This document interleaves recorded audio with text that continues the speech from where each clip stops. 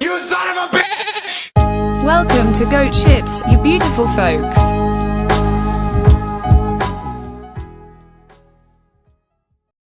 Hey everybody, it's Sean. Welcome back to Goat Chips. I already fucked it up. I've been saying that name for years, so it's in my blood now. So wait, we're not talking about conspiracies, right? No, Or are we're we doing not. that again? Everybody, we just recorded like half an episode of us talking about conspiracy theories, and we stopped in the middle because we're just not very good at that. You got to give us some time. We are learning. This it's a learning curve. Later on, you're going to be hearing about this anchor shit and starting your very own podcast. And just be aware that you better be fucking ready. You better be fucking ready, man. If I didn't put so much of my own time into this podcast, then I would be a little more willing to ditch it. But I can't let myself throw away it yet again, like I've thrown away every other thing. We're gonna. I don't care if we have to get like a inmate on this An podcast. inmate, like a former Yeah, like a murderer. murderer. Yeah, man. Any murderers out there, if you just happen to be listening, why don't you shoot us an email and Yeah, man, we'll get why back not? to you right away. Shoot for it. Shoot for that mail. Anyway. We would love to have you on the show. Anyway, today we decided to ditch all the conspiracy shit because people have had enough of that. You have your There's own plenty of opinions, other you're gonna believe great, what you're gonna way believe. better quality conspiracy podcasts. It kind of sucks because we've been doing research on conspiracies for a few days, but You. live and learn. So we're going to talk Live, about laugh, our love. favorite bad movies. Not our bad movie, not our favorite. I shouldn't say that. Because we have plenty to watch, and two of the movies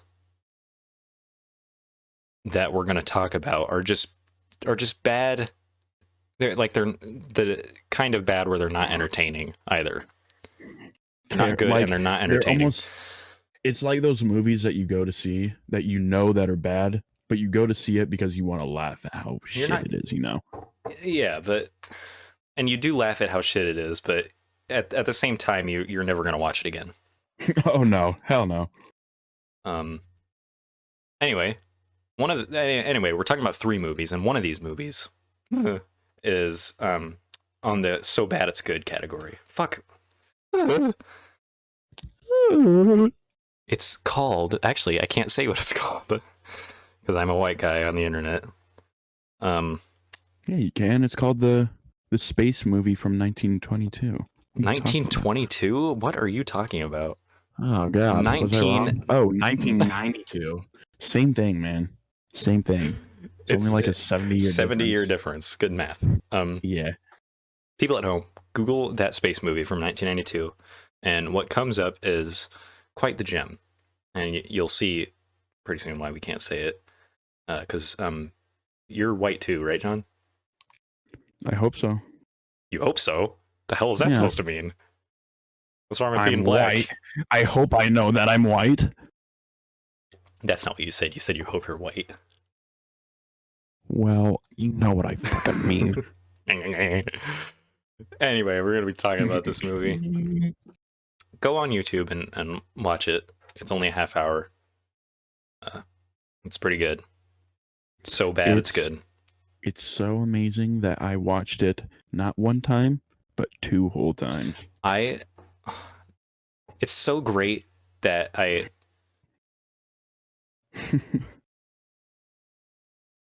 only watched it once, but I did watch it one other time a long time ago. Anyway, this movie is a parody of your average space movie, like Star Wars or Star Trek. Exactly like it, actually. Yes, there's virtually no difference except it's in black and white. And when you watch this movie, you'll think you clicked on the wrong link and you went to a Star Trek episode. It's an exploitation film, and what that means is it's basically like a low quality B film that focus on trends and are typically very offensive. And they range from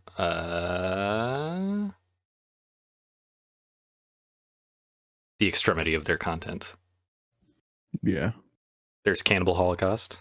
That's a cannibalism exploitation or whatever the hell they call it. There's nudist films. There's biker films. Yeah, you know, if you ever seen Easy Rider, it's a very mild film compared to Cannibal Holocaust. There's a bunch of different sub-genres to an exploitation film. Go on Wikipedia, you can find them out.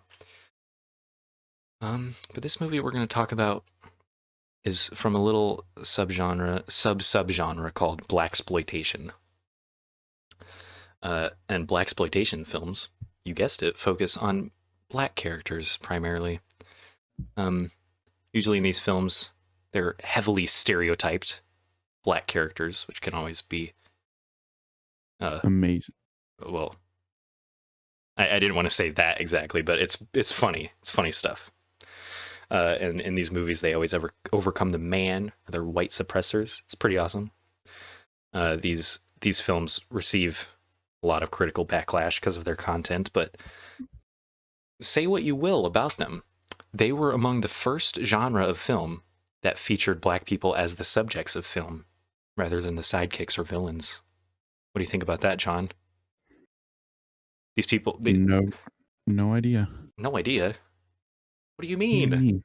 You've seen this movie, and it's part of the first genre that had black people as the main characters. Tell me that's not fucking amazing.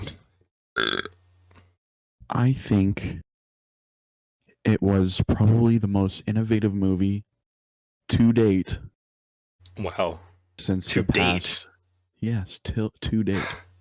I'm confident enough to say that. No, like Saving Private Ryan or The Matrix. I want to be a filmmaker after this movie. You do? I would. Yeah. I probably have more fun making movies like this than like real serious movies that jerk your tears. Who said this movie didn't tear your jerks? Shut up. So this movie focuses around a black space crew from the planet Anus, and they come upon Earth, and they find out. If you don't want the plot spoiled, just watch it. It's fucking half-hour long. It's shorter than this podcast episode. And they come upon Earth, and they find out there's women living on it, so they go in and kill all the women so that men can't be enslaved anymore by heterosexuality. And then they stick their hands in an asshole. One of them becomes white, and then every guy on Earth is like living in a homosexual paradise of togas and bananas.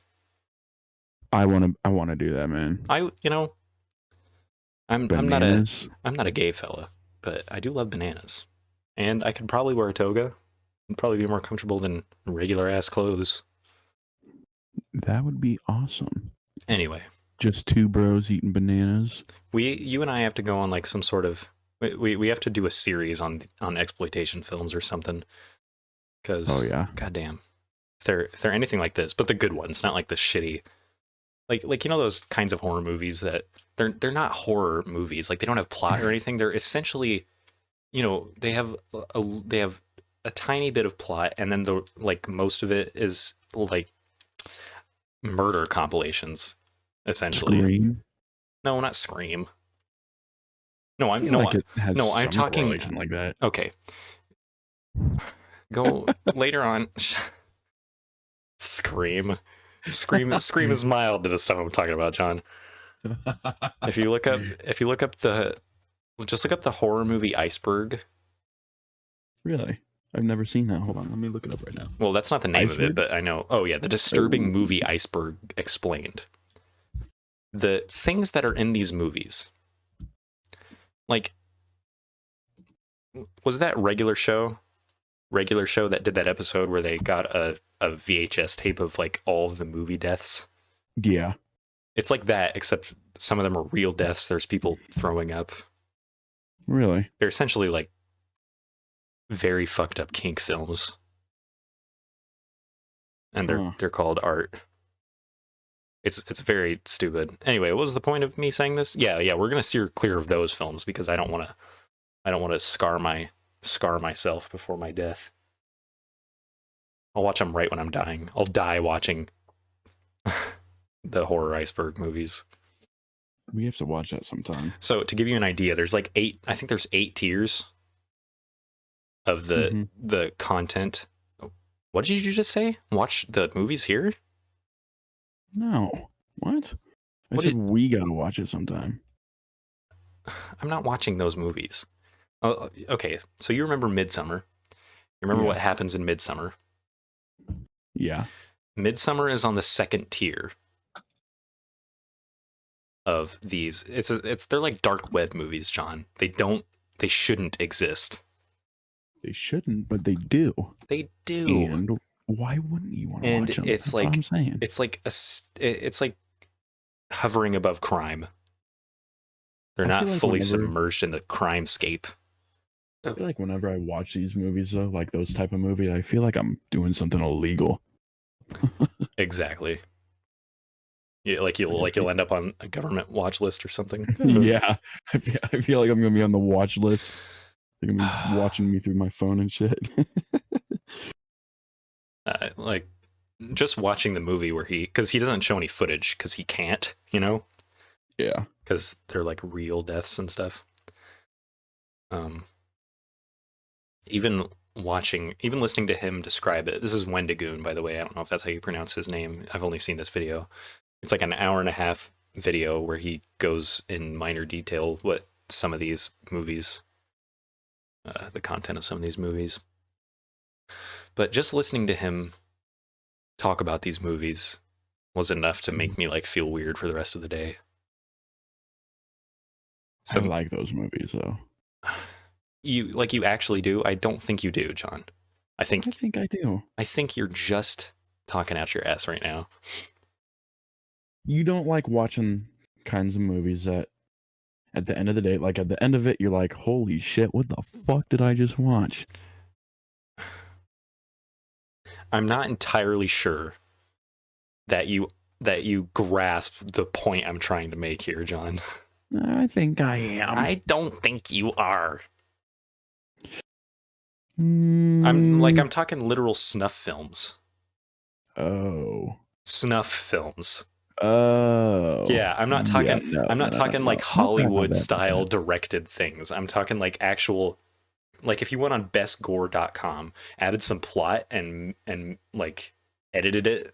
Oh yeah. No. That's what I'm talking about. And that's not even the worst of it. That shit's really fucked up. Yes, it is. I'm not even kidding. That shit. So let's not watch those. No. But, oh my god.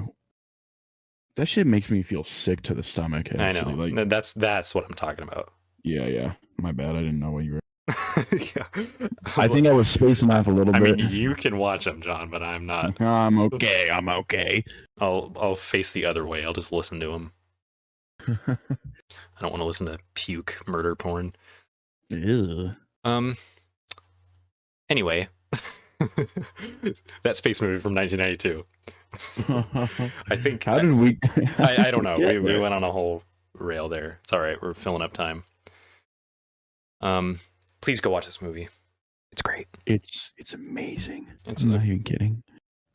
After you watch this, you're gonna think. I don't know if there are physical copies of this movie, but if there's physical copies of this movie, make them. No, I don't even. Because it has its own IMDb page. Oh yeah. So I don't know if that constitutes the fact that I do not encourage pirating of movies. Yes, unless they're really good. Unless they're very good. I don't think.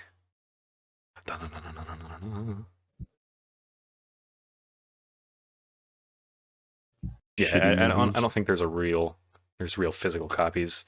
I mean, you could make your own.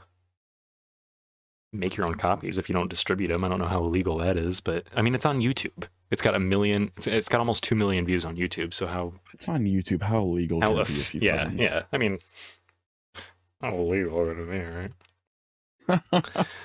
Well, let's leave that masterpiece behind, and we're gonna move on to a movie that John and I saw last year, and it was the first movie we saw after theaters opened up once COVID hit, and that's really a shame that we had to endure this piece of shit film after the hardships were of after COVID all that. and all that, you know, and, like give and yourself like, a little man, give yourself a man, little we're finally reward gonna for see a living movie. through this shit. Like No. all the COVID shit, and this is what we were not even remotely close of a decent movie. We are talking about the 2020 horror / thriller Shortcut. It is Wow.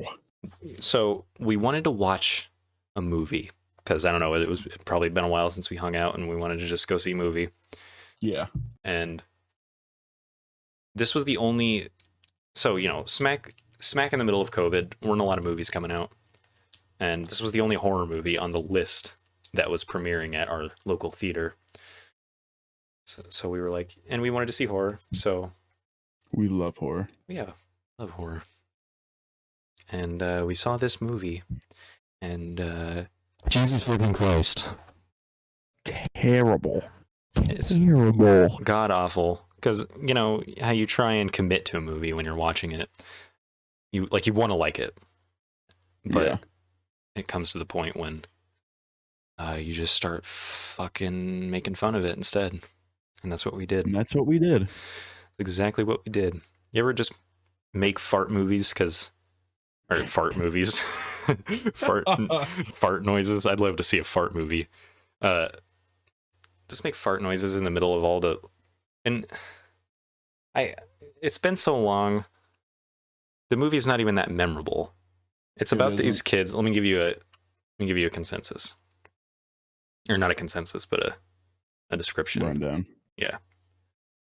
Hold on. I didn't prepare for this movie, so I gotta go to his Wikipedia page.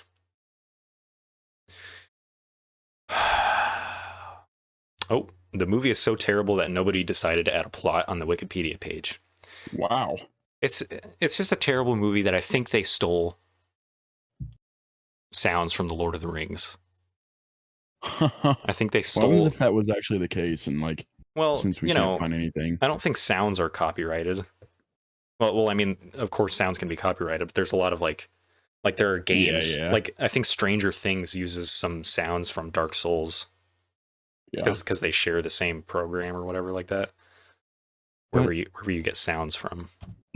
I really wanted that movie to be good, man. I had high hopes. Hopes. Pink Floyd. Not even that. You know, the worst thing about that movie was the balancing of sounds. The music would be like... The music was so screaming, overpowering. And I'm not even joking. But I will give them credit. They did know how to handle like the framing when the monster was in the shot or something. Like you remember when the camera was looking down the tunnel, and they shined a light down there, and the monster was like closer than you thought. Yeah. And on top of that, you didn't even know it was there. It's kind of like imagine like trying to fall asleep, or like having a nightmare and waking up in the middle of the night. And you're sweating and everything, and you're looking into the darkness of your room. Yeah. And something moves, but you thought it was an object the whole time. Mm-hmm. So you didn't think anything of it, but then all of a sudden it moves and like goes into your closet. It was that kind of jump scare. Mm-hmm. So anyway, don't go see this movie. It's not like The Room with Tommy Wiseau. Hell no. It's a real bad movie. Like, even if you had nothing to do out of your day, like, if you were bored and you were literally up to do anything, don't even watch this movie, man. You would be taking years off your even... life by watching this movie. Yeah, like, yeah, you're basically shortening your lifespan if you watch it.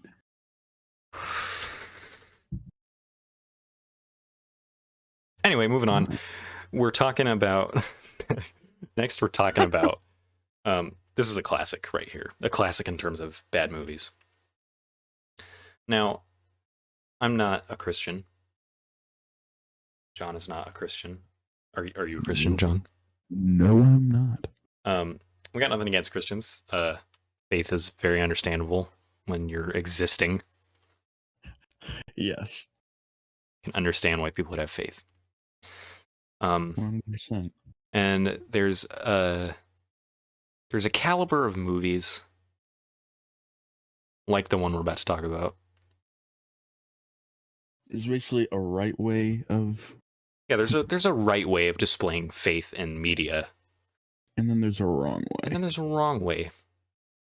And then there's an absolute god-awful, terrible way. Yes. We're talking about the third. God's Not Dead. You saw it coming. I saw it coming. An hour and 53-minute movie of just bad drama, unconvincing arguments. I did John the honor of putting this movie on at his house. I don't know if it's on Netflix anymore, but I guess I guess you should watch these movies if you have a chance, just to know what we're talking about. But you can also just take our word for it and know that they're bad. Just look up some shit on it about YouTube. YouTube literally, you can literally look at anything on YouTube. Yeah. For those who haven't seen this film, a devout Christian has a philosophy class at his college, and the professor, who's an atheist, says he's going to fail, or no, he wants people to say that God is dead on like a piece of paper and sign it or whatever, and if they don't, then they will fail him. Fail them. What did I say? I don't know. What philosophy teacher would do that? I don't know. Well, when you're watching this movie, you have to understand that it's Christian film. It's a Christian film made by Christians. Yeah. And it's just a very bad way to try and it makes a bad argument for believing. It is, and they made it seem like these atheists almost deserve to die because they don't believe. I won't spoil anything, but they make the atheists look terrible. They look like they look like they try to make them look like they have no morals. Nothing. One of the big points that they tried to make in this film was that there's no real reason to be moral except through God. Which, by the way, it just sounds like you're a psychopath that's only like being a good person just because like it makes you sound like if you didn't believe in God, then you would be just a psychopath. Yeah. And that's not the way to make people believe if you want to make them believe. No, it's not at all. It's it's almost like discouraging in a way. Let me read some of these reviews on Rotten Tomatoes for this movie. It's got a 12%, by the way, from like on the tomato meter. The audience score isn't that bad. It's 75%. And I've certainly loved some movies that were 75%. But yeah. A bad movie. Terrible. Here's some critic reviews from Mike McCahill. Ban this sick filth. Yeah, there you go. Damn. Any just God. This is from Marjorie Baumgarten. She says, any just God would likely recoil from the ham-fisted and spurious defense put forth in this film. These people are very literate, you can tell. Yeah. Not that that has anything to do with anything. The Almighty deserves better advocacy than he gets in this typically ham-fisted Christian campus melodrama. It's a film by Christians, for Christians. The film wants to use science to prove the existence of God while also debunking all science and discrediting all scientists. I mean that basically sums it up right there. Because the main character he has to make a case in front of his class 3 separate times on he has 3 chances to defend the existence of God. That's it's just bad, man. And if you've ever been to college and had a philosophy teacher, and I can back this point up, a philosophy teacher is not good. It's more like People aren't incarnates of Satan just for no reason. Yes, no. Philosophy teachers are nothing like how this movie portrays him to be. I mean, I know I have heard that philosophy teachers, or just professors in general, just tend to be stuck up because of tenure or whatever. Yeah. But if they're anything like this, like the main enemy, the main bad guy, I guess. Enemy because he doesn't believe religion. Yep, believe religion. Apparently we're okay, I don't know why I said that 2 times. I don't know. So I guess we're fucking it's basically a movie saying that we're gonna label you for who you are because of what you believe. Yep. And people aren't like that, or they shouldn't be like that anyways. Or I really want to quote this one line. Please let me. Yeah, go ahead. So that girl that was in the relationship with the other guy. Yes. You already know what I'm about to say. When the girl says, "Oh, I have cancer." Oh, yeah. And then I guess because the guy's an atheist, not because he's a terrible person with no morals, but because he's an atheist, he says, "This can wait till we get home," or something like that. This can wait till tomorrow. Yeah. Like, what? Ah, God. People aren't like that. If you know somebody that's like that, then they're a bad person. They're a bad person. You should not be hanging out with that person. It's not because of their religion. I'll 100% back it that it's not because of religion. I won't say that this movie isn't worth a watch, but it's definitely worth a watch. Honestly, I think it's. And I'm not. And if you like these movies, and we're not attacking faith at all. No, hell no, not at all. Not at all. But we are attacking this movie. We're attacking the filmmakers, is what we should say. Yeah. And that goes for any of these movies that we're talking about. Like, if you like the movie, then good for you. We did not. Yeah. The only good movie out of these is Gay N-Words from Outer Space. Yes. Amazing movie. Amazing movie. Incredible. Oh my God. I don't even know if that movie's long enough to have physical copies. Like if you put it on DVD.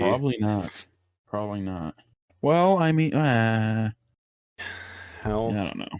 Short can a DVD be? I don't know. There's too many. Too many silent. Too many awkward silences that looking that up is going to cause. Yeah. Well, before we sign off on this episode, I want to talk about. I want to talk about, just so you guys can get to know us a little bit more. We're both going to say what our favorite movie is. Yeah. I'll go ahead and start.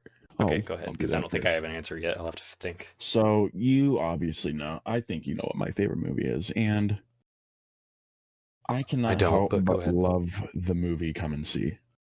Yeah. It is such, guys, if you don't know about this movie, such an amazing. It's a great movie. Film. What? So good.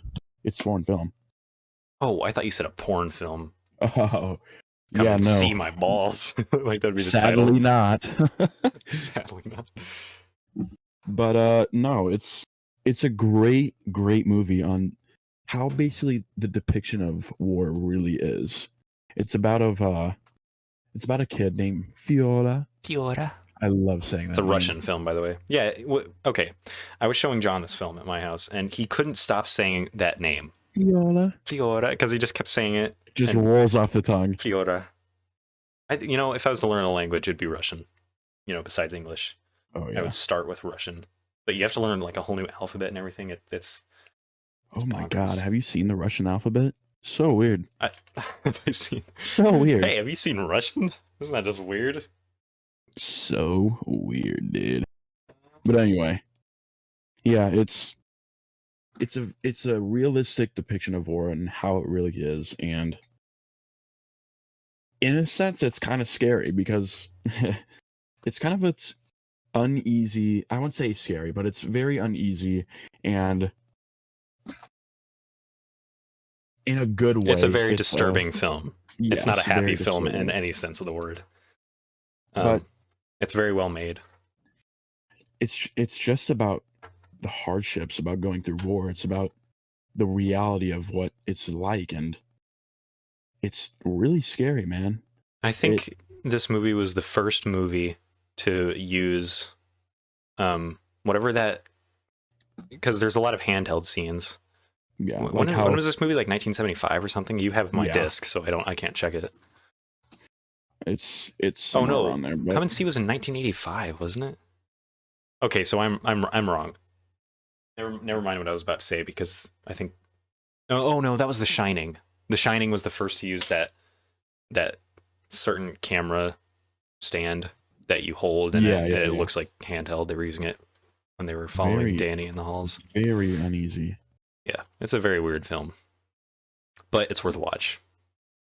It is. It's by far my favorite film. I might read the book. It's based on the 1978 book I Am from the Fiery Village. That's what the book's called? It's called I Am from the Fiery Village, yeah. I might have to get that. Yeah, I'll fucking read that. I love What about Russian you, though, Sean? What's your favorite film? My favorite movie? I don't know, man. It really depends. Because the first one that just comes off your head that you would say, well, I'll say what it is. The first thing that came to my mind is going to be the one that is my favorite one, but I want to talk like this is like everybody's favorite film. Yeah. Like if you ask a bunch of people, like I'm not an elitist when it comes to films, so I don't know. I haven't seen a lot of foreign films, or because there's a lot of them. There are a lot of foreign films, John. Have you ever been outside of the United States? There's so many. Obviously not. Obviously not. Why? Obviously, you could have been outside. You said outside of the United States. That's what I meant. And I said obviously not. Anyway, I think my favorite film would probably be Pulp Fiction. Oh, that's a great one, man. See, that's why, because I don't know much about film. It really depends, because I love Martin Scorsese and I love Stanley Kubrick, and I love the Coen brothers. They made No Country for Old Men, or a bunch of other ones. Oh my god, dude, Is that a good one? I gotta educate you on some of these films. Yes, you. But anyway, I think Pulp Fiction would be my favorite, because I've seen it plenty of times. Mm-hmm. I first saw it with my mom, which is awkward. But I don't know. Hold on.